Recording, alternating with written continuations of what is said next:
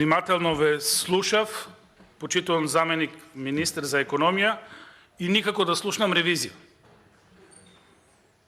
Значи, читавте дословно и никаде и македонската јавност не слушна ревизија. Значи, нарушување на работата треба да ја констатира политичарот, односно основачот.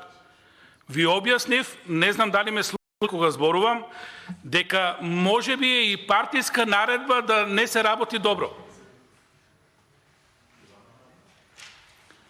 Затоа постојат независни институции.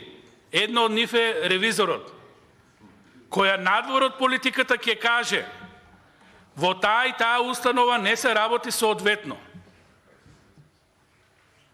Тоа е веќе сигнал до политиката дека се откриени работите и дека треба да се постапи. Заре мислите дека политиката ќе излезе и ќе каже се извинуваме тие што ги поставивме политички лошо работат, ќе им ги одземеме мандатите. Тоа нема да се случи. Тоа е срам за политиката. Затоа ви предлагаме ревизијата да биде вметната како услов за разрешување.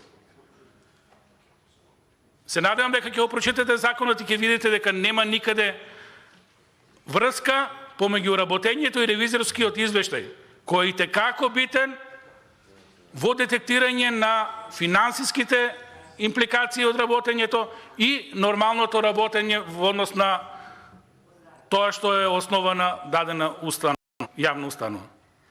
Тоа е разликата што ние сакаме да го вметнеме во законот, а вие не можете да го сватите. Да ја тргнеме малку политиката на страна, да ја дозволиме на независни институции да кажат дали нешто добро или лошо се прави. Кога ќе биде касно, кога ќе пукне аферата, тогаш нормално е дека ќе летат со извинење вака народ си кажано глави и ќе има разрешување. Меѓутоа, залудно, штетите може да бидат мултиплицирани.